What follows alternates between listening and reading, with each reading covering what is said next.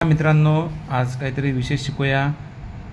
Class 5 म्हणजे वर्ग 5वा Marathi Savarpada express कविता राऊत। खूप छान चॅप्टर आहे, चला रीड करूया। 1000 मीटर धावण्यात कविताचे सुवर्णपदक अवघ्या सेकंदाने हुकले। सावरपाडा एक्सप्रेस 1000 मीटर धावण्यात कविताचे सुवर्णपदक अवघ्या सेकंदाने हुकलं। पण त्या प्रसंगी कविताची समजूत तिच्या आईनं काढली। आईच्या शब्दांनी कविताला दिलासा मिळाला।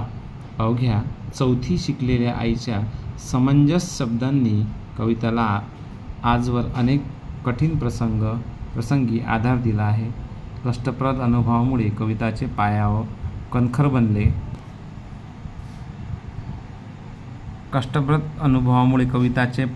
कणखर बनले। नाशिक जिल्हास्तरीय शाळा क्रीडा स्पर्धेत कविताने धावण्यात प्रथम क्रमांक मिळवला। पण कविताचे वेगळेपण तिचे वडील रामदास आणि आई सुमित्रा यांना फारशा तीव्रतेने त्यावेळी जाणवले नाही। कविताच्या पायामधील चमकदार दौड हेरली ती प्रशिक्षक विजेंद्र सिंह यांनी। त्यांनी कविताच्या आईवडिलांची मानसिकता तयार केली आणि तिला नाशिकच्या भोसला मिलिटरी स्कूलच्या मैदानावर तंत्रशुद्ध पद्धतीने धावण्याचे धडे देण्यास सुरुवात केली।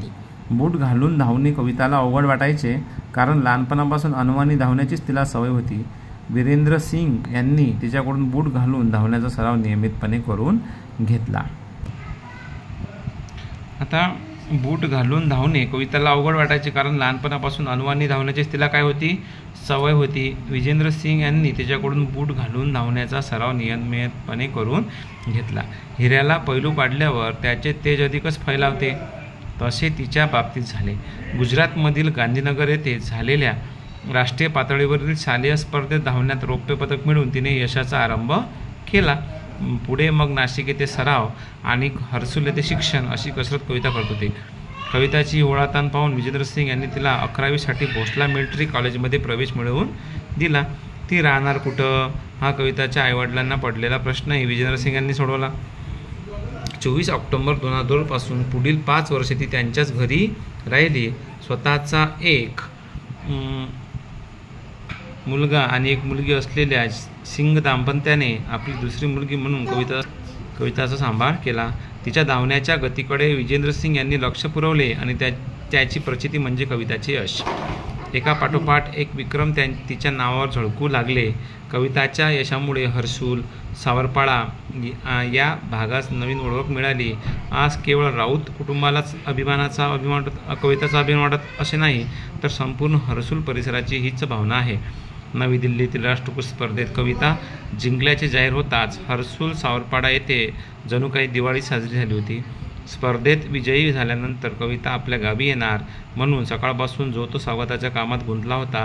कविताचे कौतुक करण्यासाठी गावोगावचे लोक हजारोच्या संख्येने उपस्थित झाले होते। लेकीभोवती निर्माण झालेले वलय, तिला सत्कारासाठी घेऊन जाण्यास येणाऱ्या अलिशान गाड्या, पत्रकारांचा गराडा, त्यामुळे आपली लेक लई मोठी झाली असे समाधान तिच्या आईवडिलांच्या डोळ्यामध्ये सहज वाचता येत होते। कविता बंगळुरू येथे विशेष प्रशिक्षणासाठी गेली असताना रोज किमान एकदा तरी आईशी फोनवरून बोले, यावरून त्या मायलेकीचे गैर नाते दिसून येते। वेगळंच समाधान वाटतं। दिवसभरात जे झालं ते सर्व मी आईला सांगते। माझ्या त्रासाबद्दल मात्र तिला काहीच सांगत नाही, कारण ते ऐकून आईला उगीच वाईट वाटत राहतं। कविता हळवी आहे, प्रसिद्धीच्या वलयाने तिच्या स्वभावात काही फरक पडलेला नाही।